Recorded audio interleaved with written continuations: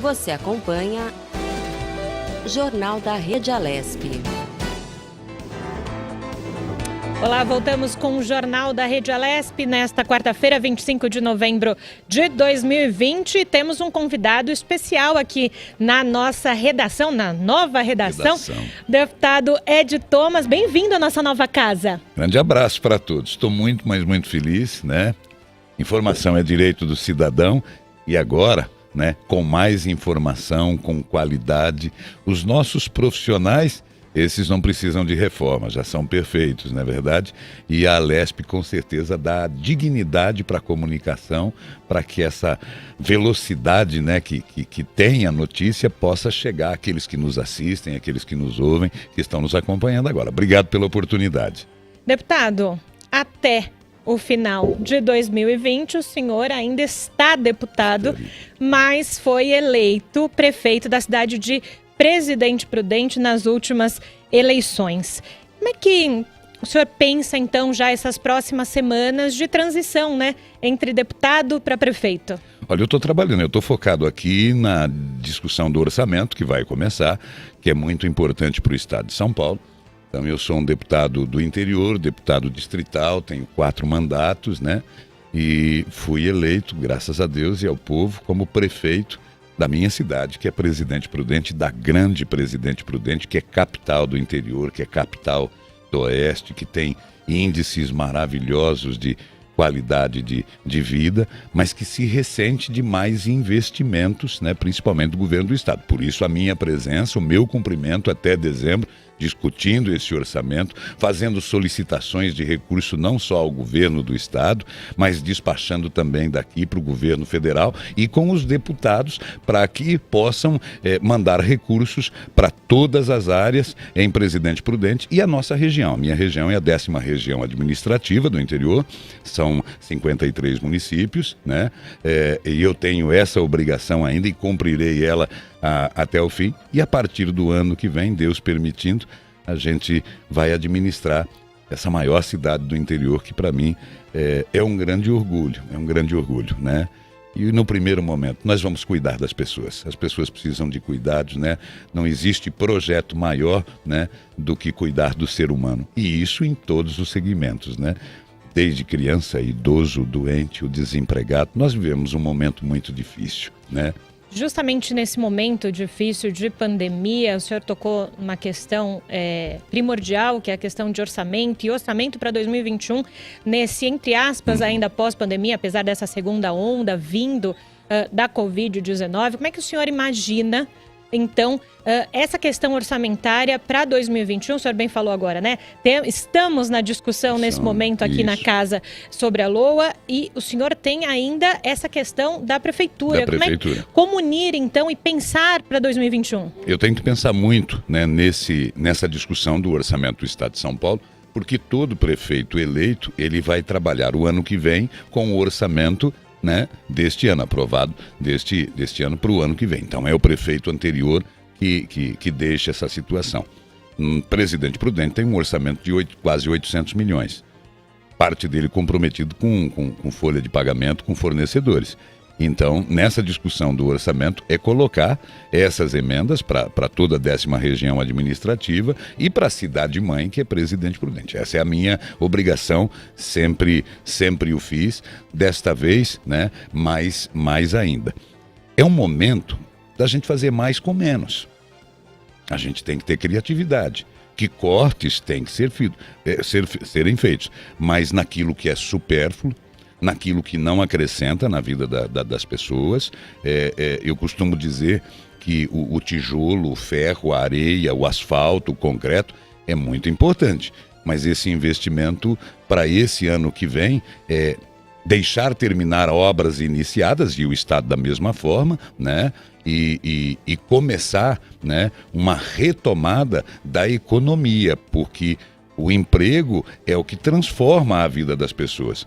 Mas precisamos qualificar pessoas, porque eu acredito muito no ano que vem, por mais que se diga, será um ano de dificuldades? Sim, mas a gente tem como superar isso. Eu tenho plena certeza que, né, na aglomeração do bem, e eu digo, sem placa partidária, e eu sou muito do diálogo, a gente vai conseguir, né, superar todas essas dificuldades. A gente está preparado para isso, vai acontecer o melhor, eu acredito realmente no melhor, mas cuidar das pessoas, principalmente na geração de renda e de emprego. Esse investimento, né, na retomada, desburocratizar para empregar. Basicamente é isso.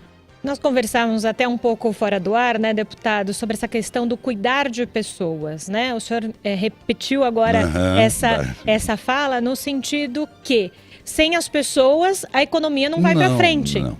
Né? Então precisa se pensar, então, também na saúde das pessoas, mas de dar meios para que essas pessoas consigam também retomar a sua vida econômica, que foi muito afetada com a pandemia.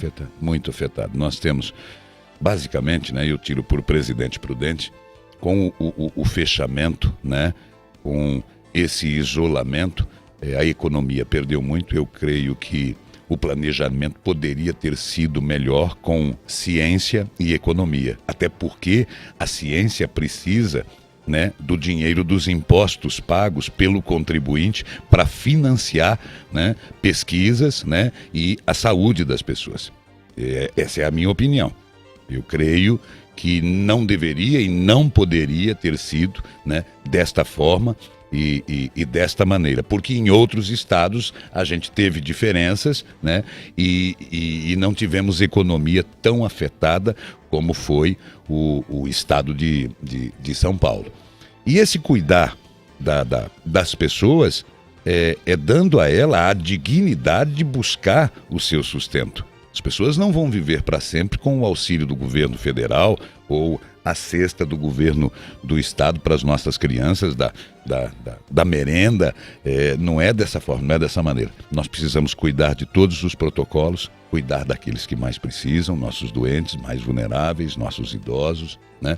Não deixar aglomerar, enfim, higiene acima de tudo, mas nós precisamos trabalhar.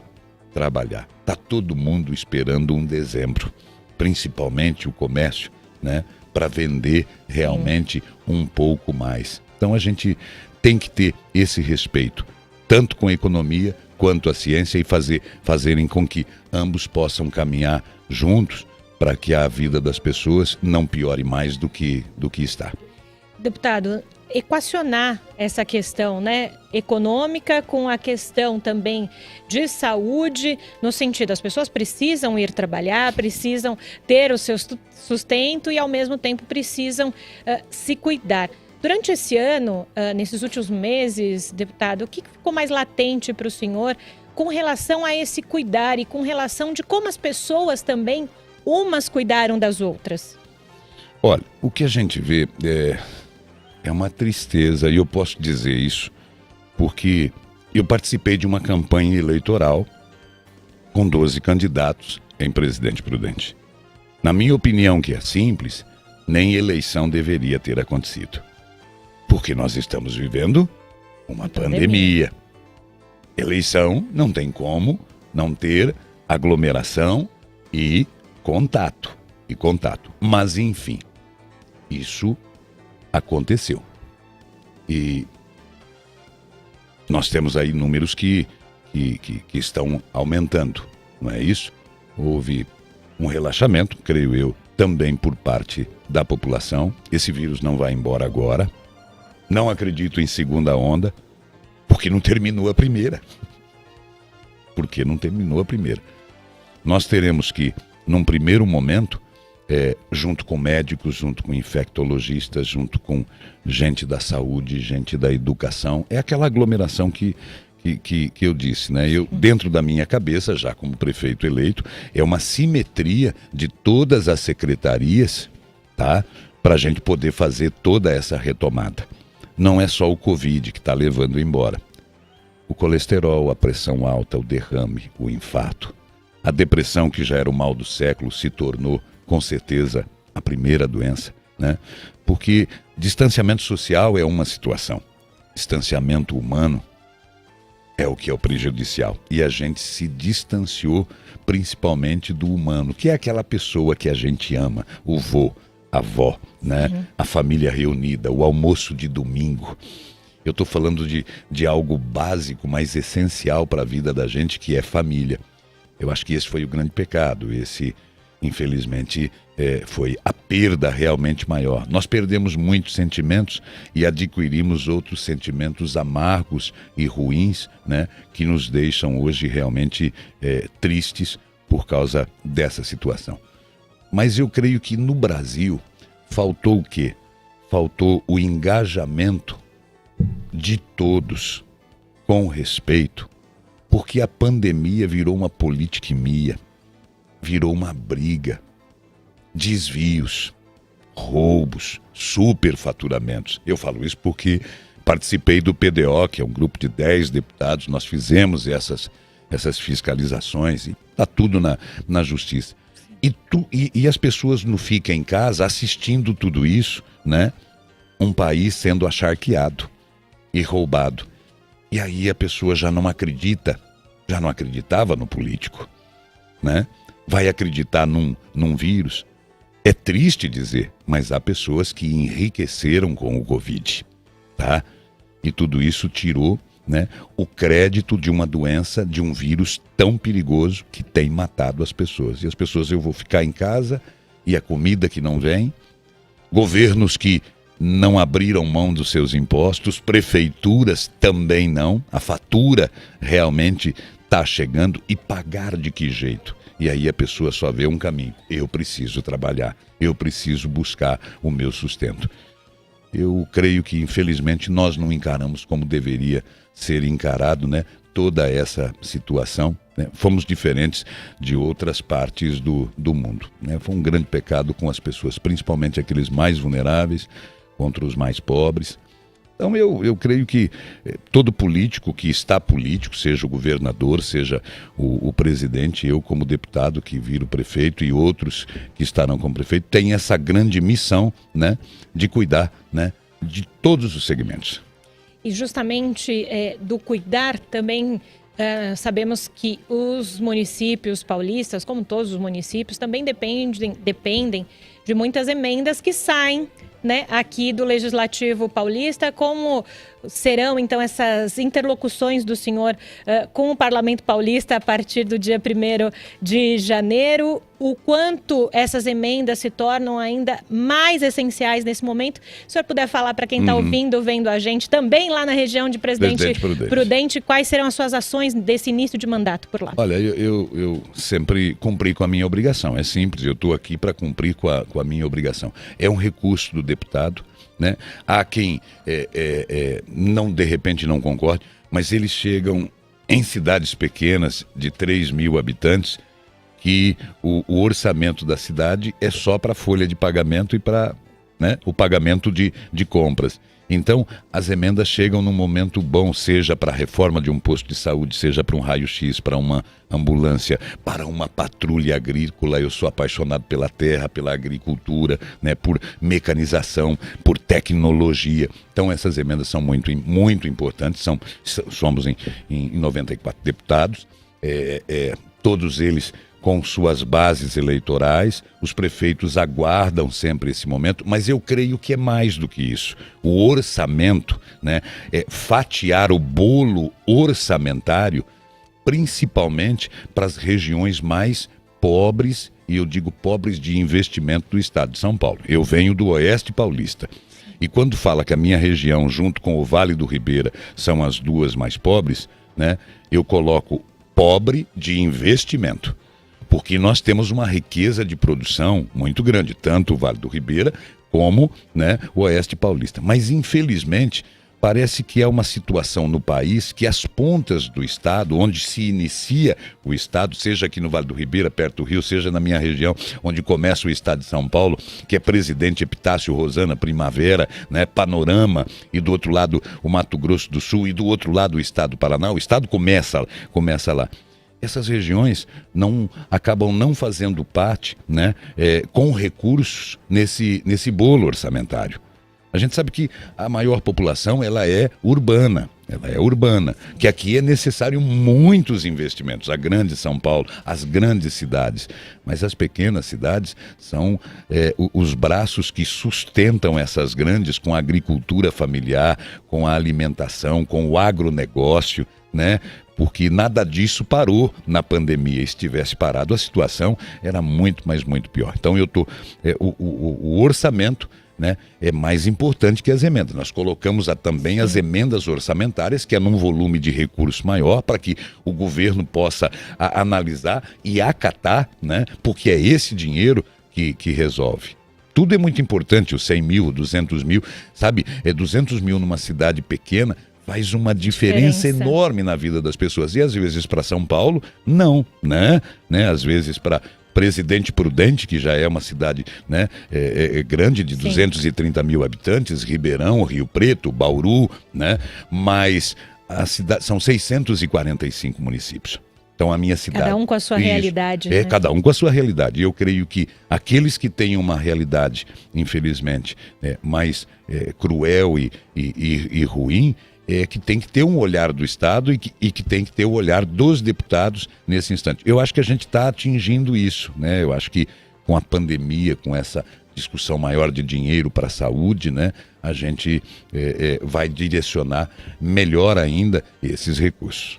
Por falar em recurso, dissemos no início também da nossa entrevista que começaram os debates, então, sobre a lei orçamentária anual aqui na Assembleia Legislativa de São Paulo. O senhor falou também que gosta muito do diálogo. Nesse momento, teremos que ter muito mais diálogos entre os pares e entre os deputados com relação a esse orçamento, que a gente usa aquela frase, né? O cobertor é curto.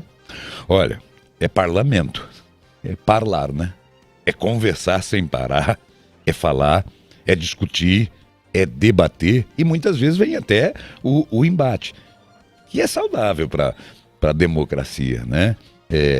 E é nessa discussão que aparecem as melhores ideias, que a gente aprimora o orçamento do executivo, né? Essa é a nossa obrigação, aprimorar, melhorar, qualificar, né? Então é muito importante.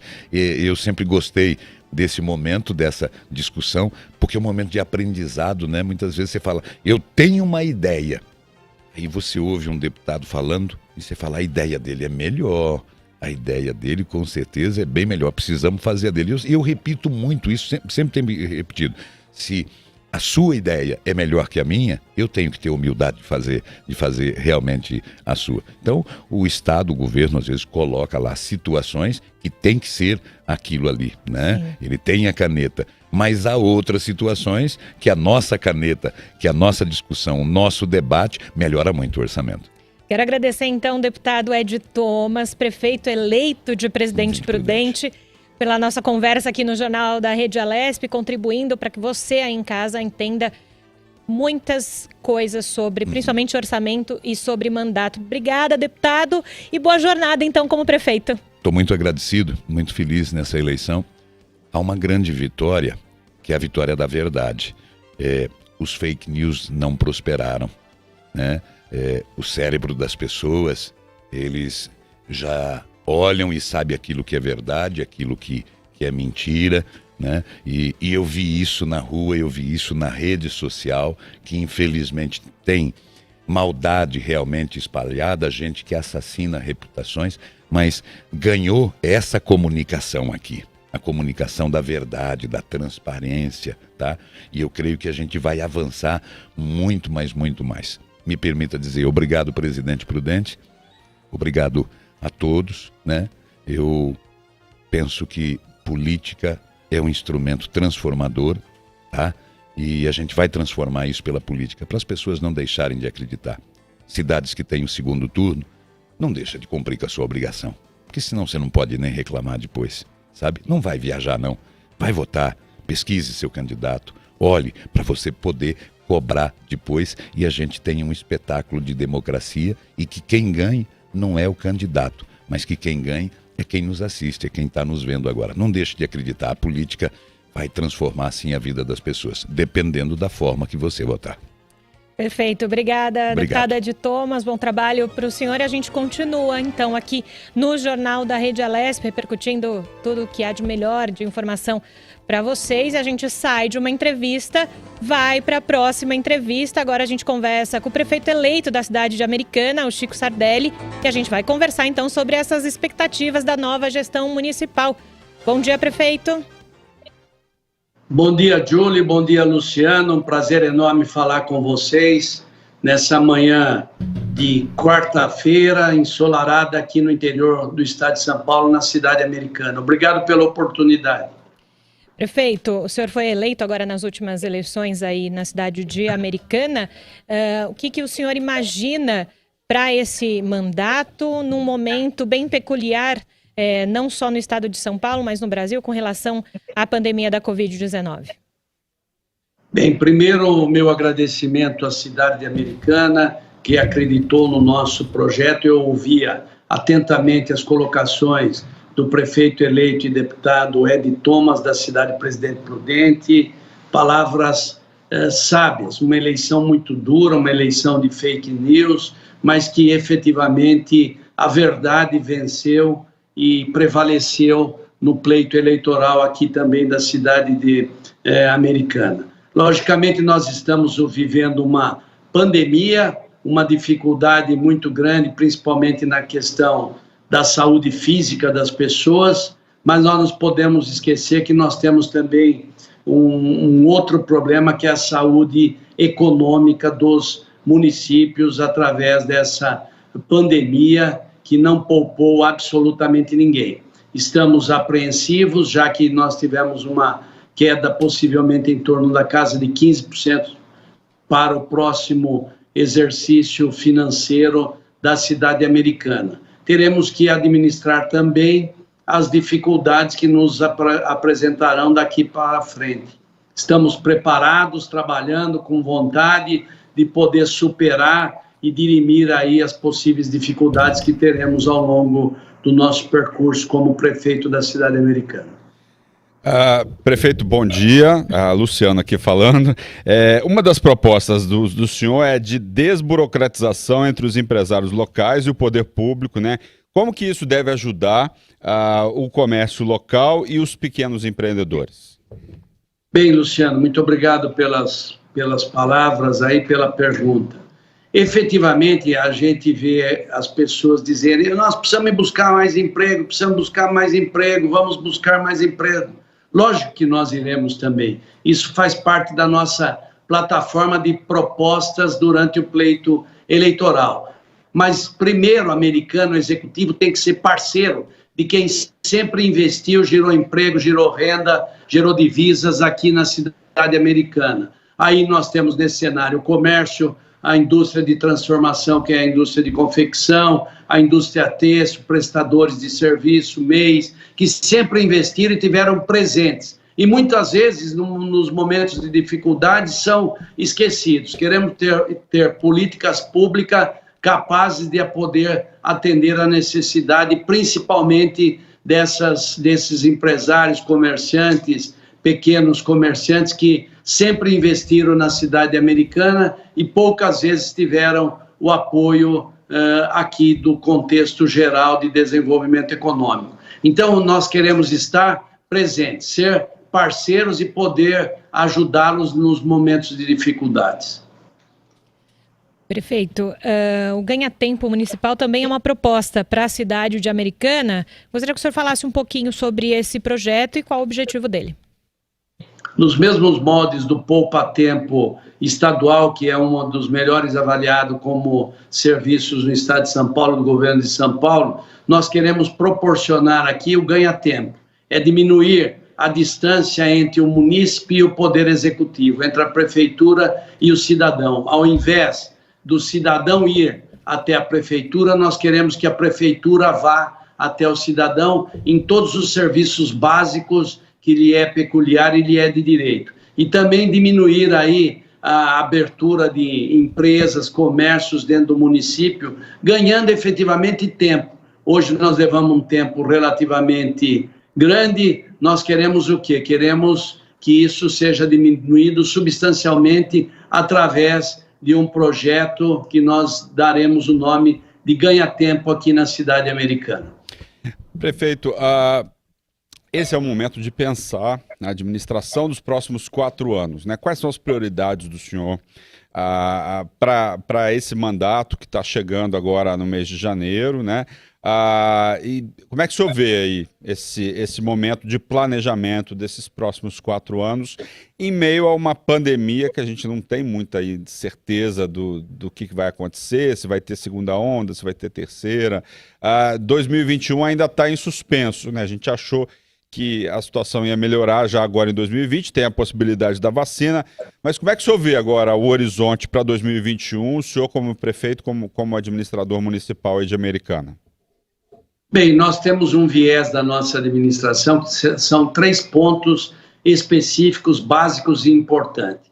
A Americana vive um problema de água, apesar de todo o investimento que o prefeito atual da cidade, Omar Najjar, fez, ainda existem algumas dificuldades. Nossa primeira prioridade na administração é buscar a compenetração, o trabalho fechado em cima de resolver o problema do abastecimento de água da cidade de Americana. A continuidade aí da troca das tubulações, aumentar a capacidade de armazenamento de água e a busca também de água no rio Piracicaba, aumentar a outorga, que nós hoje consumimos mais do que represamos, do que temos em disponibilidade. O segundo viés é a questão da saúde, que é a básica aqui. Nós queremos o quê? Que a prefeitura possa estar diversificando, descentralizando a saúde, atendendo mais nos bairros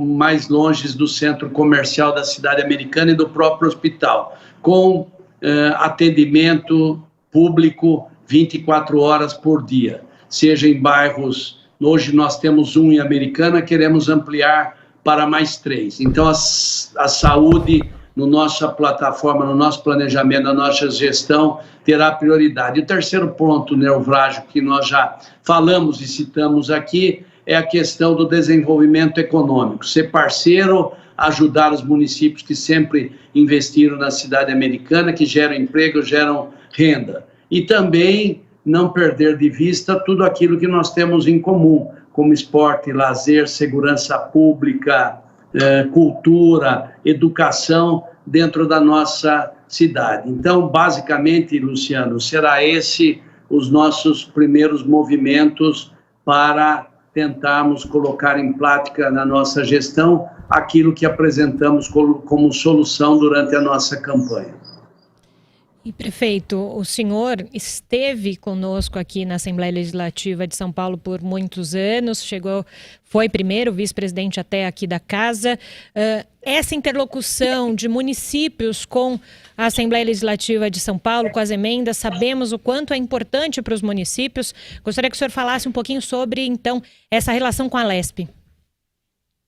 Bem, eu fui por 2 vezes deputado federal e 3 vezes deputado estadual. Isso aí nos dá uma liberdade, uma tranquilidade de conhecer como é que funciona o Estado e principalmente como é que funciona a Lesp. Um pouco antes de entrar ao vivo, fazia já contatos aí com deputados amigos que aí deixei, como amigos, irmãos, enfim, que trabalhávamos juntos, tivemos a oportunidade de desempenhar os papéis internos da Assembleia com muitos deles. Então, estou fazendo esse contato para estreitar novamente o nosso relacionamento e apresentarmos já os pedidos nossos de emendas ao orçamento, principalmente emendas impositivas. E está indo muito bem, Julie, graças a Deus não estou tendo dificuldades, vou fazer isso também no campo federal, porque só o cobertor da receita anual do município é impossível. Nós temos que buscar alternativas e estamos trabalhando nesse sentido.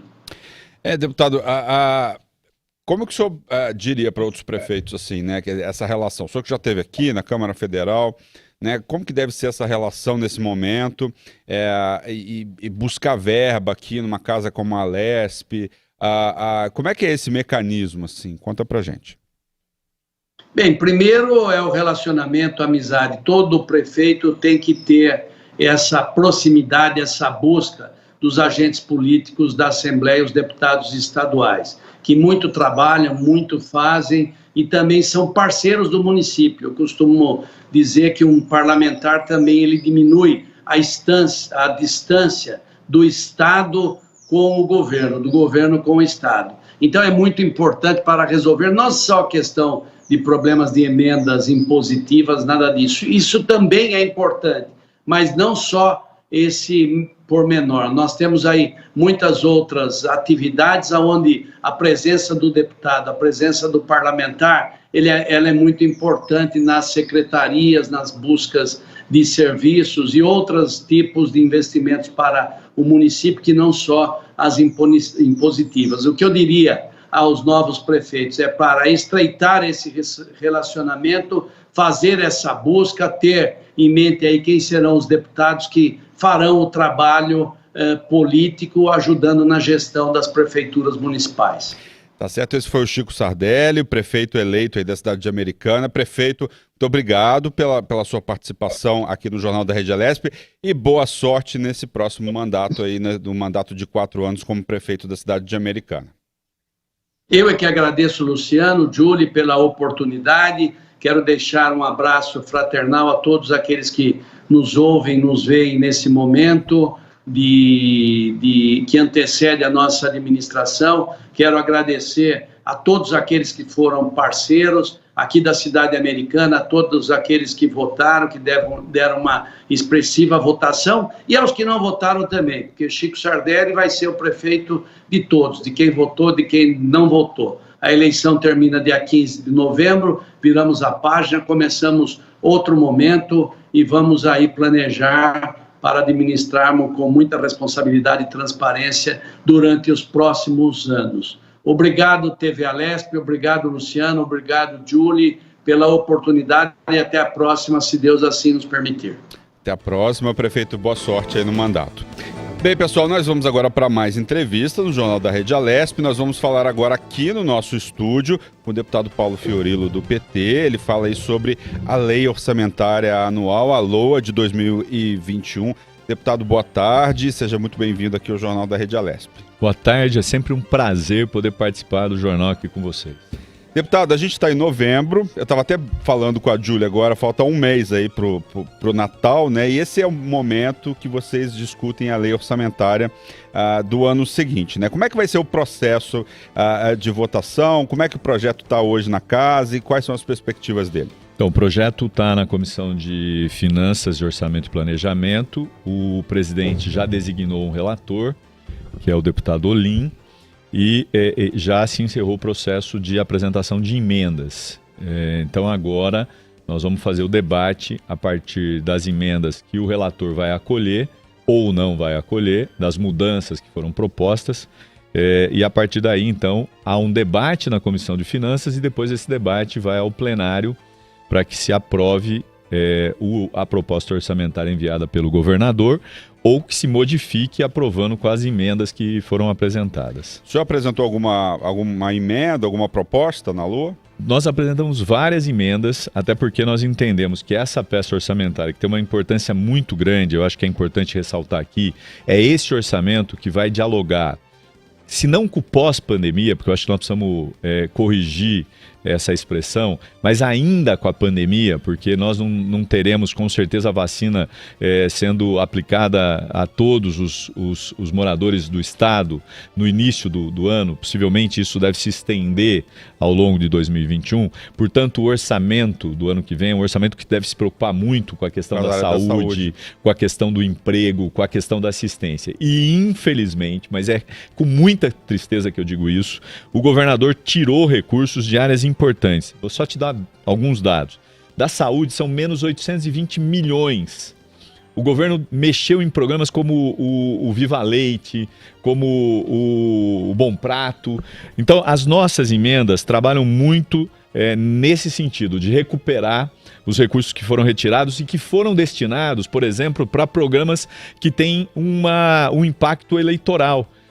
que podem até ser importantes, mas que deveriam ser pesados num ano em que milhares de brasileiros, de moradores do estado de São Paulo estão desempregados, estão precisando de uma rede de proteção. Infelizmente, o governador me parece estar muito mais preocupado com 2022 do que com 2021.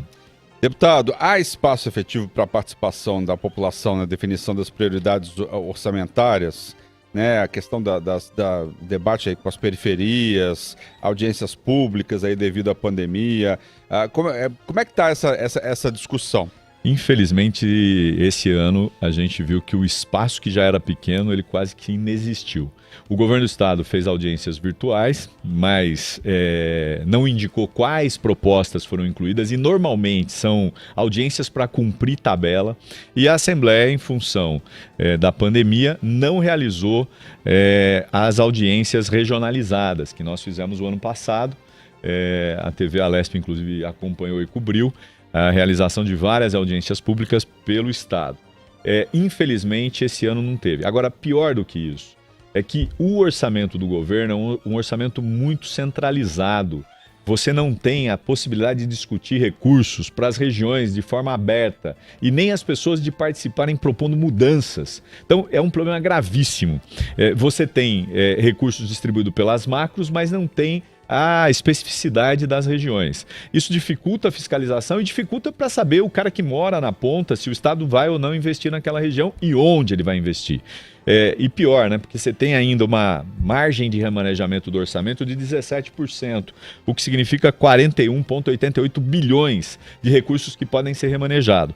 Portanto, infelizmente, é com tristeza que eu digo que há pouca participação, pouca transparência e a gente aqui na Assembleia precisa usar a lupa para poder fiscalizar, junto com o Tribunal de Contas, as ações do governador.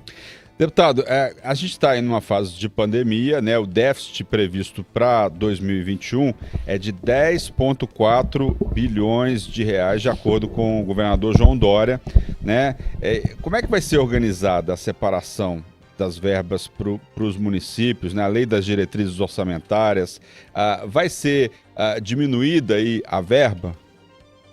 Preciso dizer uma coisa, que esse número de 10,4 bilhões é um número cabalístico.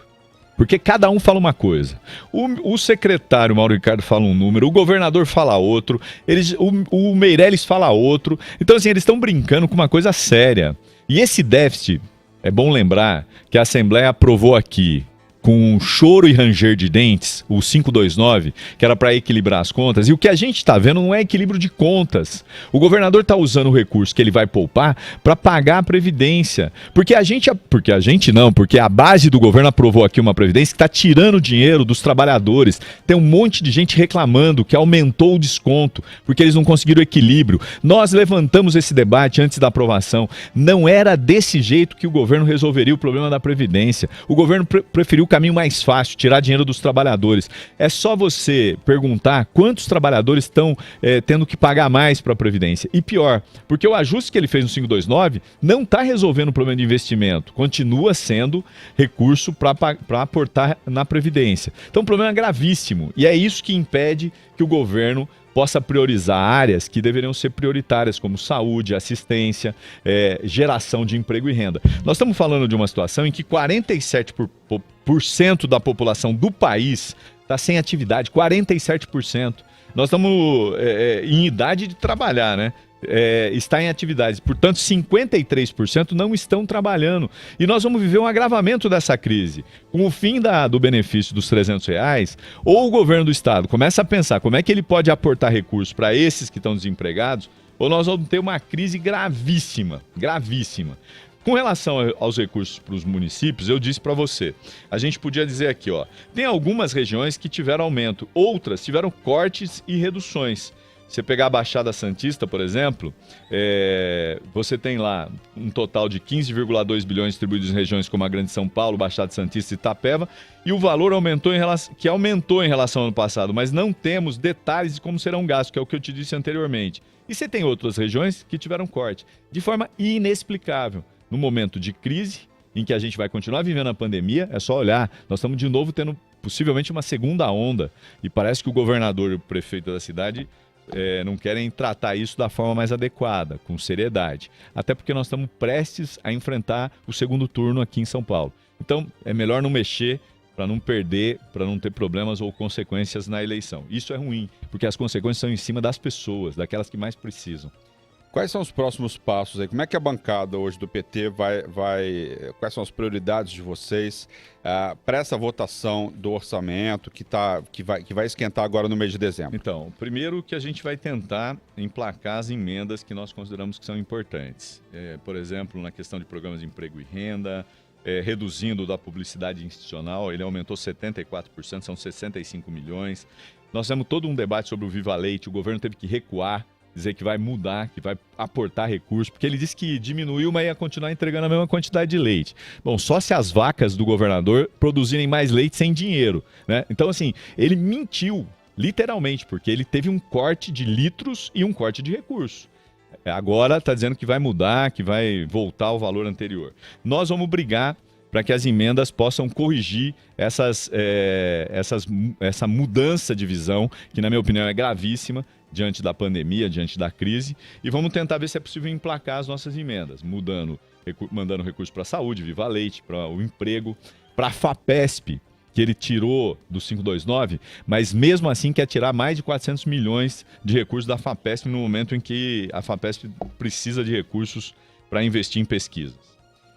Deputado, quais são suas metas e expectativas para 2021 após a pandemia? Primeiro que eu acho que a gente em 2021 ainda vai conviver com a pandemia, mas uma das metas do mandato é fiscalizar muito de perto a execução orçamentária num momento delicadíssimo. Até porque, se a gente observar, o governo falou, você apresentou aqui os 10,4 de déficit, e a gente está vendo que o governo está arrecadando mais, inclusive. Outubro a gente arrecadou só de ICMS 14 bilhões. É a maior arrecadação, mesmo comparando com o ano passado. Talvez a gente não chegue ao valor estimado no orçamento desse ano, mas nós não vamos ter um déficit de 10,4.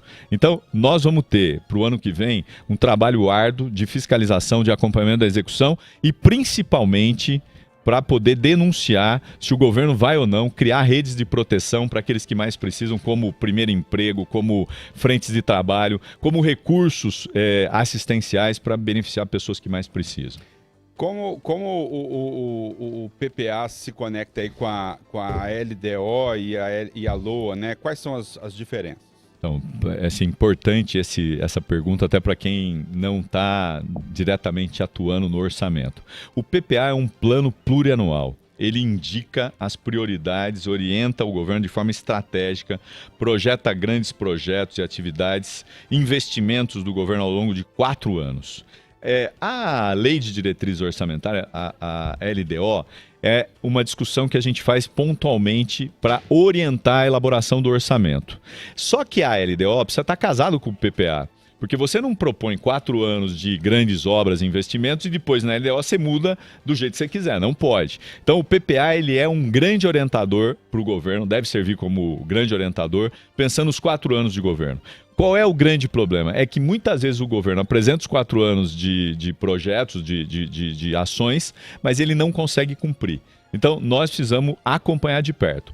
A LDO é uma votação que você tem todo ano, no primeiro semestre, que orienta a elaboração do orçamento e todo final de ano você discute e vota a lei orçamentária. Só para dar um dado importante aqui para as pessoas que estão acompanhando, o orçamento do próximo ano é de 246 bilhões. 246 bilhões. Ele está propondo um aumento nominal de 7,2 em relação ao orçamento desse ano de 239 bilhões. Portanto, é recurso suficiente para que o Estado possa garantir uma certa rede de proteção para aqueles que mais precisam. A previsão, vocês têm previsão? Como é que está a casa em relação a essa votação da LOA? Como é que vocês... a previsão, geralmente é votado ali depois do dia 15 de dezembro, 18, 19, né? Ano passado, pelo menos, foi assim. Vocês têm alguma previsão nisso? Você sabe que é o meu primeiro mandato aqui na Assembleia Legislativa, mas eu venho de uma experiência na Câmara Municipal de São Paulo. E o orçamento você tem até o final do mês de dezembro para votar. E se não votar, o orçamento do ano anterior passa a vigorar no ano seguinte.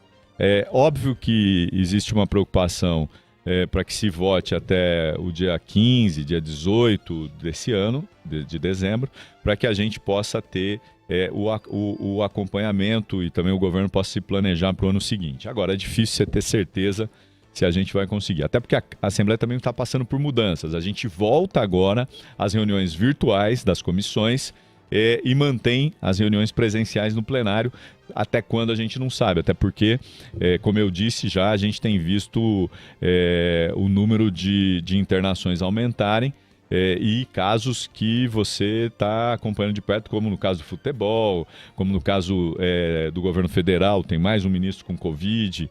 E não é diferente no estado de São Paulo, não é diferente com aqueles que atuam em lugares fechados, insalubres e com risco de contaminação. Então nós vamos ter que acompanhar de perto. Como é que o senhor está sentindo esse momento aí de ambiente virtual e como é que estão as atividades? Assim, o trabalho está transcorrendo normal? A produtividade aumentou, diminuiu? Como é que está? Eu acho que o ambiente virtual ele faz com que você tenha que trabalhar mais e você acaba não tendo como estabelecer algumas regras. Então, por exemplo, você faz as reuniões das comissões, você tem CPI.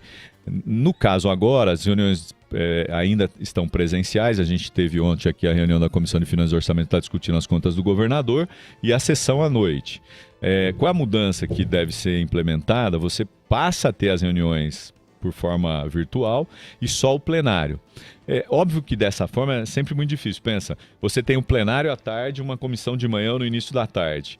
Muitas vezes o deputado vai estar aqui porque a comissão terminando ele vai para o plenário. Então, assim, o que eu percebi, né, que você produz mais porque não tem jeito, você está sendo demandado ou para reuniões das comissões ou para outras reuniões, então não tem muito horário, vamos fazer de manhã, vamos fazer à tarde, vamos fazer à noite, além da presencial, que são as reuniões da Assembleia que ocorrem a partir das 14h30.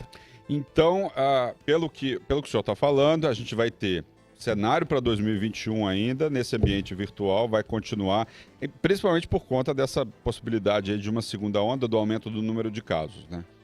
Você vai ter a mudança que está sendo proposto pela mesa. As comissões de forma virtual, mas as sessões de forma presencial. Me preocupa, porque assim, a gente não sabe se de fato tiver uma segunda onda, ou alguns dizem que a gente nem terminou a primeira, que pode ter um repique. É preciso avaliar o que vai acontecer. Essa decisão vale até março do ano que vem, podendo também ser alterada dependendo da situação. Vai pegar agora esse momento de recesso parlamentar, né? As festas de fim de ano. Festas que devem ser contidas. Né? Que devem ser contidas, vamos deixar claro para o pessoal que está em casa, né, gente? Não é hora da gente fazer grandes festas, a gente fazer grandes reuniões, porque o número de casos está aumentando, as UTIs estão com mais pessoas. Um termômetro, deputado, muito as sirenes das ambulâncias. Não sei se o senhor percebe isso como eu. Assim, eu tinha percebido uma diminuição das sirenes e agora eu estou vendo um aumento das sirenes. Pelo menos assim, no entorno da minha casa. Eu moro aqui pertinho, Vila Mariana, e estou notando isso. Você tem a possibilidade de ouvir as sirenes e aqueles que não têm a possibilidade de observar o número de aumento dos casos nos hospitais. A gente tem hospital como Oswaldo Cruz, o Einstein, Cílio, que tem dados, números alarmantes. Exato, tá bom. Deputado Paulo Fiorilo, muito obrigado pela sua participação aqui no Jornal da Rede Alesp e boa sorte aí para vocês na votação do orçamento de 2021. Eu que agradeço, estamos à disposição e precisando, estamos aqui para tirar as dúvidas. Muito obrigado pela sua participação. Um abraço a todos. Um abraço. Bem, pessoal, a OMS, a Organização Mundial da Saúde, anunciou que a aposta mais segura para algumas famílias será não realizar reuniões familiares neste Natal. A gente estava falando isso agora, deputado Paulo Fiorilo, e o Ano Novo para impedir a disseminação do coronavírus. Na semana passada, o Brasil chegou a mais de 6 milhões de casos de infecção por coronavírus e países da Europa vivem uma segunda onda. O anúncio foi feito no mesmo dia em que a OMS saudou os esforços da Universidade de Oxford e do laboratório AstraZeneca para tornar a vacina acessível e fácil de armazenar. Em uma reunião virtual em Genebra, a líder técnica da OMS para a Covid-19, a Maria van Kerkhove, disse que em algumas situações a difícil decisão de não ter uma reunião familiar é a aposta mais segura. Bem, agora, Julie, temos aí a Skype, o Fábio está com a gente aqui no Skype. Fábio, boa tarde agora, a gente já disse bom dia para você, boa tarde, né? Boa tarde, Fábio. Boa tarde, o que você tem de notícias aí pra gente? Boa tarde, Julie, boa tarde, Luciano. Estou aqui de volta, né? E eu trago agora uma notícia que eu achei bastante interessante, que essa semana a China lançou uma sonda até a Lua. Ela lançou uma sonda para coletar poeira lunar, rochas lunares, né? E esse tipo de coisa não era feito aqui A gente não fazia isso no mundo desde os anos 80. A última vez quem fez isso foi a União Soviética, ali no princípio dos anos 80, né? E essa sonda funciona da seguinte forma: ela chega lá na Lua, deve chegar agora no finalzinho do mês, tá? E ela coleta rocha lunar numa profundidade de 2 metros. Todo o processo é lento, também não existe muitos detalhes, até porque a China fala que, como é uma corrida espacial que está ocorrendo, ela não pode também nem ficar dizendo o horário exato, o dia exato que a sonda foi enviada, mas estima-se que foi enviada agora na última segunda-feira, né, anteontem. Essa sonda deve voltar para a Terra só em meados de dezembro, tá? E deve trazer essas rochas lunares que servem para os cientistas estudarem, fazer inúmeras pesquisas a respeito e entender melhor a formação da Lua. Então esse é um assunto muito interessante, porque a gente fala muito de China ultimamente, né? Só que a China não se restringe só ao avanço econômico deles, ao fato deles fabricarem todo tipo de equipamento. A China também, nesse momento, está avançando nessa coisa de corrida espacial e por isso ela enviou uma sonda esta semana à Lua. Pois é, eu Fábio, quero também destacar. Pode dizer, lembrando Luciano. que o pessoal está começando a descobrir umas evidências de água na Lua, né? E isso possibilitaria aí uma colonização da Lua, né? Daqui a algumas décadas, né? Então, engraçado essa busca chinesa, né? E o interesse aí, acho que isso vai ativar aí. A Lua ficou um tempo ali, né? Sem grandes interesses aí das grandes potências, e agora com essa ida da China à Lua aí, coletar rochas aí, será que a gente vai ter uma volta aí à corrida espacial lunar, vamos dizer assim? Olha, Luciano, o fato é o seguinte: às vezes as pessoas estranham, né? Porque alguns países gastam tanto dinheiro, né? Enviando sondas para fora da Terra. Essas pesquisas são muito importantes para desenvolver determinadas áreas aqui no planeta Terra, né? Até mesmo a medicina precisa muito de entender determinadas coisas que ocorrem em outros planetas, estudar bactérias, estudar alguma forma de vida, nem que seja bacteriana, fora da Terra, né? Então, na verdade, esses países que fazem isso, eles não estão gastando dinheiro, eles estão investindo dinheiro, procurando ganhar lá na frente com o que eles descobrem, né? Luciano, ainda tenho tempo de dar mais uma informação aqui? Temos. Luciano e Júlio, o que acontece, né? Desde o dia 24 de novembro até o próximo dia 1 de dezembro, os eleitores no Brasil, eles só podem ser presos se forem em flagrante. Isso ocorre devido a uma lei, uma lei de número 4.737, de 1965, que estabelece que num período de 5 dias antes da eleição até 48 horas depois da votação, ninguém pode ser preso.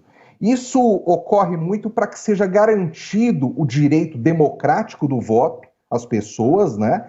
E para que pessoas que sejam candidatos, por exemplo, essas pessoas não possam ter a sua candidatura atrapalhada, às vezes com uma prisão injusta, né? De uma forma que não deveria, né? Lembrando que, Júlia e Luciano, vai haver segundo turno no Brasil em 57 cidades, tá? Dessas 57 cidades, 18 delas são capitais. O segundo turno, ele só pode ocorrer em cidades acima de 200 mil habitantes. Então, existe essa particularidade.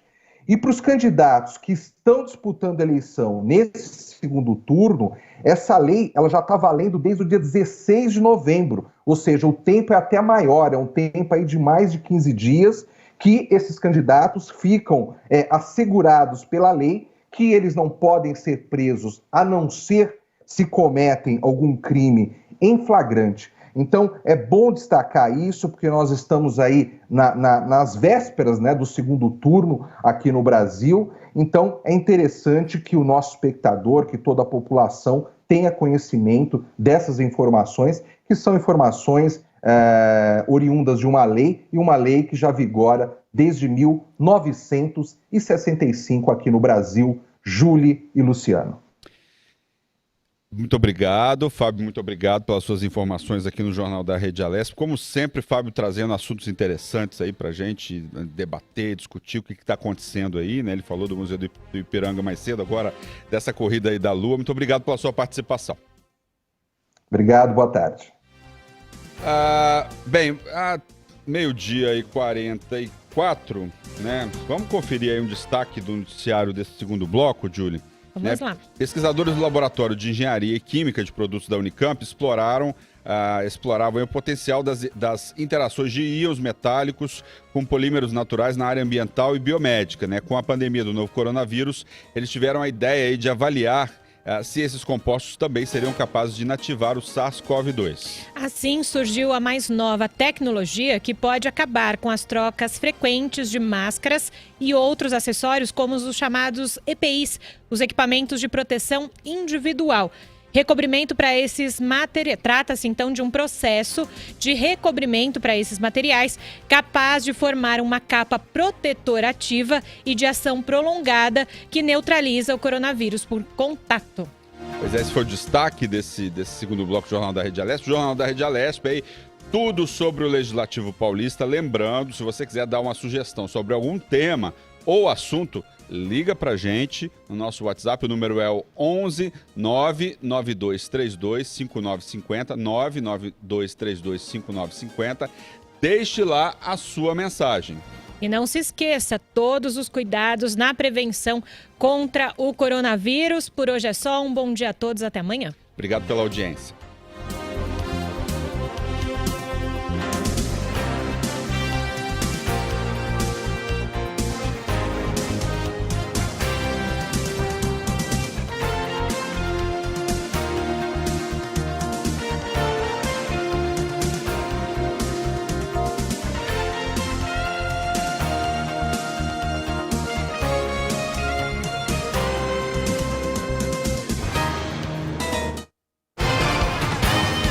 Você acompanhou o Jornal da Rede Alesp.